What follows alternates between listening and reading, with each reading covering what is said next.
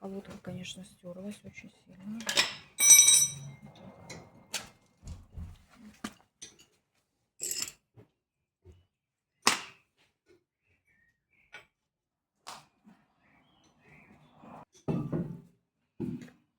Просто показать.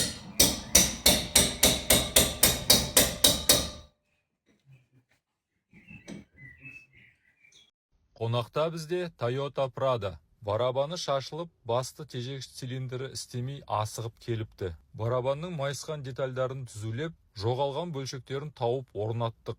Ал басты тежегіш цилиндр болса тіпті жарамай қалыпты. Оны да буын тауып орнаттық. Көп көліктер басты тежегіш цилиндрін ауыстырған соң, тежегіші сонда да дұрыс ұстамай бізге келіп жатады. Оның себебі дұрыс прокачка жасалмағандықтан. Сондықтан тежегіштен ақау болса, тағы автосервисіне келіңіз.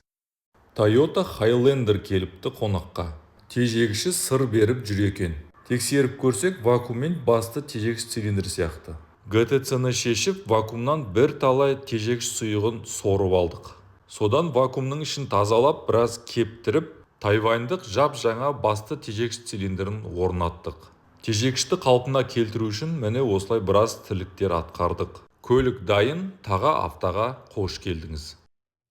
Қонақта бізде Camry 25. Көлік иесінің айтуы бойынша суппорттары онша жұмыс істемейтін көрінеді. Диагностика барысында анықталғаны, дисктері қисайған және қырланып кеткен, ал суппорттардың манжеттері шытынаған. Поршындары жүріп тұр, бірақ үлкен қысыммен ғана. Поршынды алған соң ішінен шыққан қоқым, шөгінді өте көп. Оның бәрін жуып, шайып жылтыраттық. Испаниялық жап жаңа жөндеу жинақтарына ауыстырдық. Негізі тежегіш сұйығын уақытылы ауыстырып тұрсаңыздар, дәл осындай бұзылу орын алмайтын болар еді. Тежегіште тек колодка ғана емес, оның жүйесі бар. Оған уақытылы көңіл бөліп тұрсаңыз, жолда өміріңіздің кепілі болатыны анық. Заехала Toyota, при установке колодок обнаружили, что отверстие от направляющих закоксовано. Прочистили карбом и продули. Также почистили направляющие, почистили суппорт от грязи, смазываем направляющие. Еще один важная часть тормозной системы – это оригинальные пластины колодок и успокоители. Мы их никогда не выбрасываем, обратно устанавливаем на новые колодки. Қонақта бізде Hyundai Accent. Жоқ, Hyundai Accent па? Қай атауы дұрыс, комментке жаза кетіңіздер.